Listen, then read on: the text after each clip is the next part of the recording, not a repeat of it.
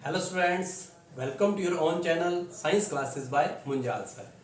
तो आइए स्टूडेंट्स मिलके एक अच्छी शुरुआत करते हैं with first video of this channel, जो कि बेस्ड है आपके chapter 1 of chemistry part, that is chemical reactions and equations. तो स्टूडेंट्स, इस चैप्टर को मैं 2 पार्ट्स के अंदर डिवाइड कर लेता हूं। फर्स्ट जो पार्ट रहेगा वो कॉन्सेप्ट क्लियर करेंगे इस चैप्टर में, क्या कॉन्सेप्ट रहेगा। सेकंड जो है इस चैप्टर का मेन कंटेंट, जिसके बेस पे सीबीएसई बोर्ड के अंदर क्वेश्चन जो है फ्रिक्वेंटली पूछे जाते हैं।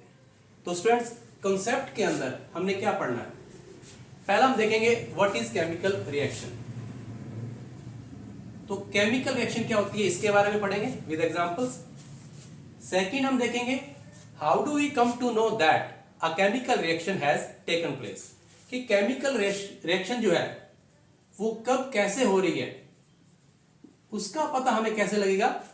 इसके लिए कुछ ऑब्जर्वेशंस होंगे, उन ऑब्जर्वेशंस को देखेंगे कि अगर वो ऑब्जर्व हम कर रहे हैं तो यहां पे एक केमिकल रिएक्शन हो रही है। तीसरा हम देखेंगे कि व्हाट इज केमिकल इक्वेशन। तो केमिकल इक्वेशन क्या है इसको भी हम पढ़ेंगे। इसके साथ पढ़ेंगे कि किसी भी एक केमिकल रिएक्शन को मोर इंफॉर्मेटिव कैसे बना सकते हैं, यह भी हमने स्टडी करना है कि एक केमिकल रिएक्शन को मोर इंफॉर्मेटिव जो है वो हम कैसे बनाएंगे, वो भी हम पढ़ेंगे। तो ये कॉन्सेप्ट रहेगा हमारा इस चैप्टर का। फिर जो कंटेंट है, कंटेंट के अंदर हम पढ़ेंगे कि types of chemical reactions. Chemical reactions के कितने टाइप्स होते हैं जो आपकी बुक के अंदर मेंशन है। पहला हम पढ़ेंगे कॉम्बिनेशन रिएक्शन, दूसरा हम पढ़ेंगे डीकंपोजिशन रिएक्शंस, उसके बाद displacement reaction, then double displacement,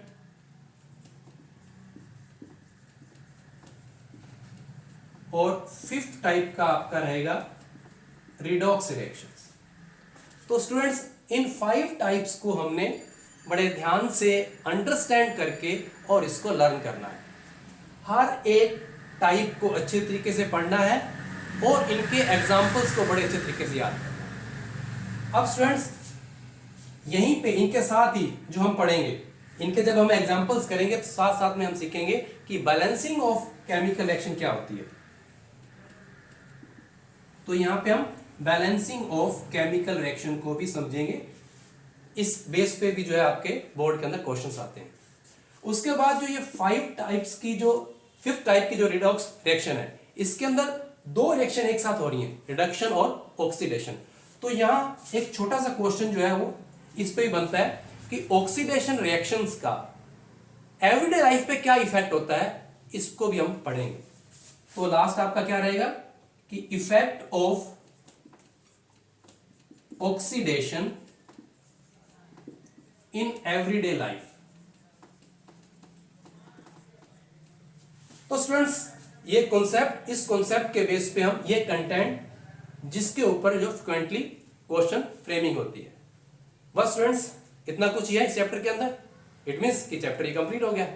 नहीं, अभी तो चैप्टर स्टार्ट हो रहा है। स्टूडेंट्स, इस चैप्टर को मैं सीधा केमिकल रिएक्शंस की डेफिनेशन से भी स्टार्ट कर सकता हूं, लेकिन मैं ऐसा करूंगा नहीं, बिकॉज इस चैप्टर की एक डिमांड है, वो ये कि you will have to recall a chapter of 9th class, that is atoms and molecules.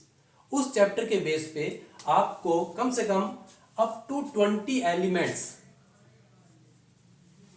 के सिंबल्स, उनके एटॉमिक नंबर्स, इन सभी के आपको सिंबल्स पता होने चाहिए,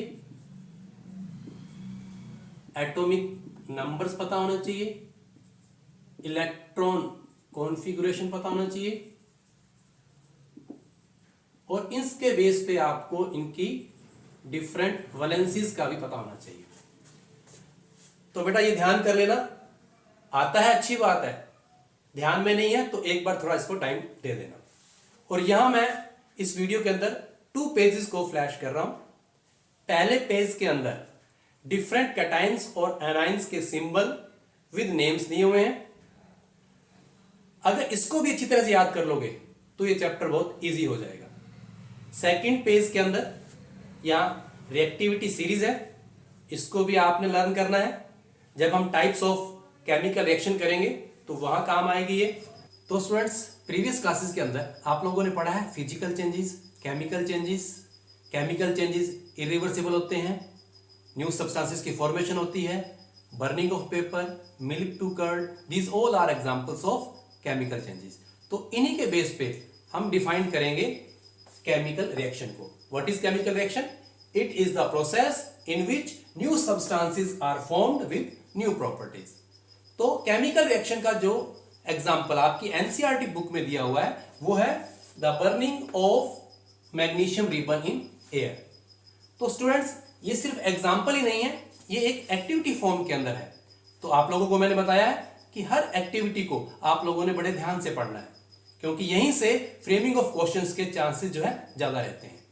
तो स्टूडेंट्स, इस एक्टिविटी के अंदर क्या है, एक मैग्नीशियम रिबन को बर्न करना है, लेकिन उसको बर्न करने से पहले एक सैंड पेपर की हेल्प से उसको रब करके क्लीन किया जाता है।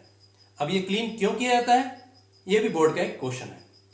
तो इसमें क्या होता है कि जब आप मैग्नीशियम रिबन को बर्न करेंगे तो वो रिबन एक वाइट डैजलिंग फ्लेम की फॉर्म के अंदर, जिस तरह से दिवाली पे फुलझड़ी को जलाते हैं ना, सेम उसी फॉर्म के अंदर ये वाइट डैजलिंग फ्लेम की फॉर्म में ये बर्न होगा और आपको मिलेगा व्हाइट पाउडर। तो ये व्हाइट पाउडर आपका जो है न्यू सब्सटेंसेस होगा। तो ये यहाँ पे केमिकल रिएक्शन है। अभी मैंने सिर्फ एक स्टेटमेंट लिखी हुई है, अभी इसको मैं आगे डिफाइन करूंगा, आगे एक्सप्लेन करूंगा, लेकिन उसको राइट डाउन करने के लिए, एक केमिकल रिएक्शन को राइट डाउन करने के लिए केमिकल इक्वेशन की जरूरत होती है। तो हम लोग पहले यहां पे केमिकल इक्वेशन को अंडरस्टैंड करते हैं, फिर यहां पे ये एग्जांपल को कंप्लीट करेंगे। तो स्टूडेंट्स, केमिकल इक्वेशंस क्या है? Short hand description of a chemical reaction, या हम इसको ऐसे भी बोल सकते हैं, it is the symbolic representation of a chemical reaction involving reactants and products. तो ये क्या है? सिंबॉलिक रिप्रेजेंटेशन है, symbolic representation of a chemical reaction. Students, यहां हम इसका एग्जांपल लेते हैं। तो फर्स्ट एग्जांपल जो है हम यही burning of magnesium ribbon in air को ले लेते हैं। तो इसमें क्या है, अब इस स्टेटमेंट को मैं शॉर्ट हैंड के अंदर लिख देता हूं। जैसे हम मैग्नीशियम रिबन को बर्न कर रहे हैं तो यहां पे कौन बर्न हो रहा है? मैग्नीशियम बर्न हो रहा है। अब ये एयर के अंदर बर्न हो रहा है, तो बर्निंग के लिए कौन सी गैस की डिमांड रहती है? Oxygen gas. मैग्नीशियम बर्न हो रहा है विद हेल्प ऑफ ऑक्सीजन, यहां पे हम बर्निंग या इग्नाइट लिख देंगे। और जो आपको व्हाइट पाउडर मिला है उसका नेम है मैग्नीशियम ऑक्साइड, मैग्नीशियम ऑक्साइड। तो साथ में आपको क्या मिल रहा है? Heat and light. तो स्टूडेंट्स, इस रिएक्शन को मैंने वर्ड्स के अंदर लिख दिया, तो यहां हम इसको वर्ड इक्वेशन भी बोल सकते हैं। ये क्या होगी? Word equation. अब स्टूडेंट, दूसरी अपनी यहां बात थी इसका सिंबॉलिक रिप्रेजेंटेशन। तो अगर आपको इसके सिंबल पता है तो यहां पे हम मैग्नीशियम का सिंबल क्या होता है? Mg, ऑक्सीजन का O2 और मैग्नीशियम ऑक्साइड। अब यहां आपको जो मैंने पेज को फ्लैश किया था कैटायंस एनायंस का, अगर आपको याद है तो यहां पे आप इसका फॉर्मूला इजीली लिख सकते हैं। मैग्नीशियम ऑक्साइड की, मैग्नीशियम की वैलेंसी क्या होगी, ऑक्साइड की वैलेंसी क्या होगी, तो यहां पे इसका फॉर्मूला बनेगा मैग्नीशियम ऑक्साइड MgO। तो प्लस साथ में आपको मिल रही है यहां पे हीट एंड लाइट। तो स्टूडेंट्स, ये जो इक्वेशन, अब ये केमिकल इक्वेशन है, लेकिन यहां भी अब ये कंप्लीट नहीं है। क्यों? क्योंकि अगर हम देखें कि एरो के लेफ्ट हैंड साइड के अंदर ये रिएक्टेंट्स हैं और राइट हैंड साइड के अंदर ये प्रोडक्ट्स हैं, तो total mass of reactants must be equal to the total mass of products. तो यहां हम देखें ऑक्सीजन के 2 एटम्स इधर हैं, ऑक्सीजन का 1 एटम, मैग्नीशियम का 1 एटम, मैग्नीशियम का 1 एटम।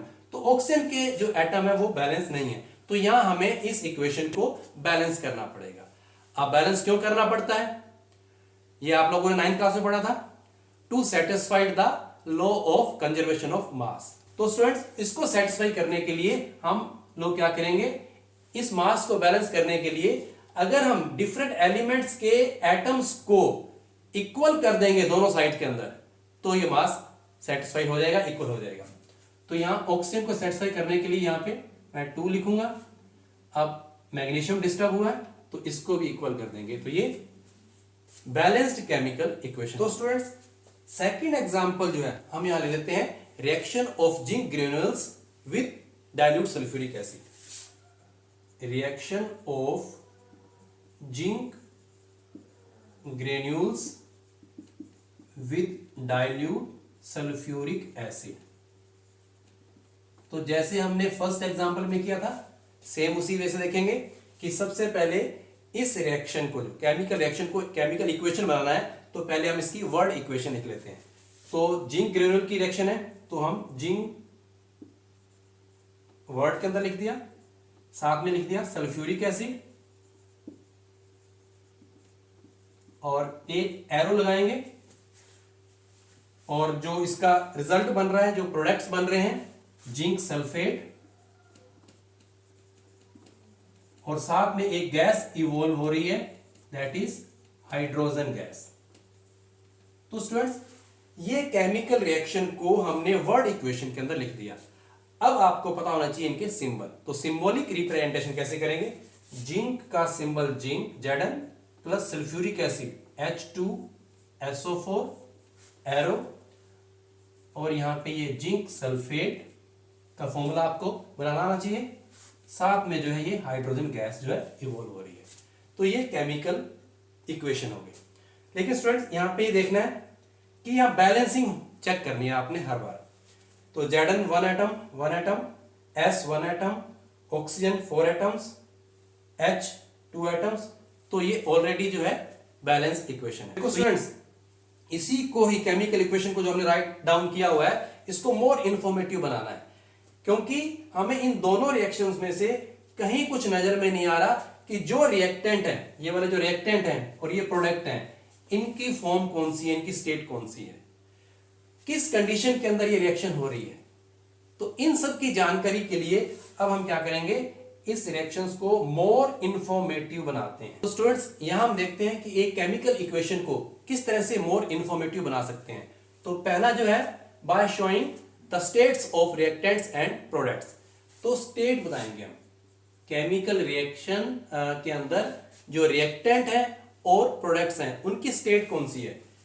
तो इसके अंदर आप जानते हैं, सॉलिड को S से, लिक्विड को L से, एंड गैसीय स्टेट को हम G से जो है डिनोट करेंगे ब्रैकेट के अंदर। दूसरा हम यहां बताएंगे कि गैस और प्रेसिपिटेट के लिए किस तरह से आप सिंबल लिख सकते हैं। गैस या प्रेसिपिटेट के लिए सिंबल लिख सकते हैं। अगर गैस इवॉल्व हो रही है तो एरो अपवर्ड, और प्रेसिपिटेट है तो एरो डाउनवर्ड। तो गैस के लिए जो है सिंबल जो एरो करेगा अपवर्ड, और प्रेसिपिटेट के लिए डाउनवर्ड। तो यहां पे एक स्टेट और है, अगर हम मिक्सचर ले रहे हैं वो एक्वस पानी के अंदर बना हुआ है, तो उसको हम एक्वस। थर्ड वन हम देखते हैं कि जो आपने रिएक्टेंट लिए हैं उनकी कंसंट्रेशन कैसी है, वो डाइल्यूट है या कंसंट्रेटेड है। तो यहां पे हम डाइल्यूट के लिए ये शॉर्ट फॉर्म लिखेंगे DIL, और कंसंट्रेटेड के लिए CONC, ये भी लिख देंगे कि रिएक्टेंट जो लिए हैं उनकी किस तरह से कंसंट्रेशन है। नेक्स्ट जो फोर्थ वन है, वो आप बता सकते हैं कि कंडीशन ऑफ रिएक्शन, कि जो रिएक्शन हो रही है वो बेसिक मीडियम में हो रही है या एसिडिक मीडियम में हो रही है या किसी कैटालिस्ट की प्रेजेंस में हो रही है। तो इसको भी हम कंडीशन ऑफ रिएक्शन बोल सकते हैं, कंडीशन ऑफ रिएक्शन। इसमें हम बताएंगे कि मीडियम जो है वो एसिडिक है या बेसिक है या किसी कैटालिस्ट की प्रेजेंस के अंदर ये रिएक्शन हो रही है। तो इसको हम एरो के ऊपर लिख देते हैं। लास्ट हम बता सकते हैं हीट चेंजेस के बारे में, कि कोई अगर रिएक्शन हो रही है तो हीट का क्या रोल है। हीट उसके अंदर यूज हो रही है या इवॉल्व हो रही है। तो स्टूडेंट्स, अगर तो एरो के राइट साइड में प्रोडक्ट्स के साथ आपने प्लस हीट लिखा है, इट मींस यहां पे हीट प्रोड्यूस हो रही है। तो इस तरह की रिएक्शन जिसमें हीट प्रोड्यूस होती है उसको एक्सोथर्मिक रिएक्शन बोलते हैं। कौन सी रिएक्शन बोलते हैं? Exothermic reaction. अगर एरो के राइट साइड में आपने माइनस हीट लिखा है, इट मींस कि हीट यहां पे यूज हो रही है, तो उसको लिखते हैं एंडोथर्मिक। तो स्टूडेंट्स, हमारे कॉन्सेप्ट पार्ट के अंदर लास्ट टॉपिक है how do we come to know that a chemical reaction has taken place. तो स्टूडेंट्स, कुछ ऑब्जर्वेशंस को आपने देखना है। अगर आपको ये ऑब्जर्वेशन, इनमें से कोई भी ऑब्जर्वेशन आपको दिखाई दे, तो हम लोग कह सकते हैं कि यहाँ पे केमिकल रिएक्शन जो है वो टेकन प्लेस हो रही है।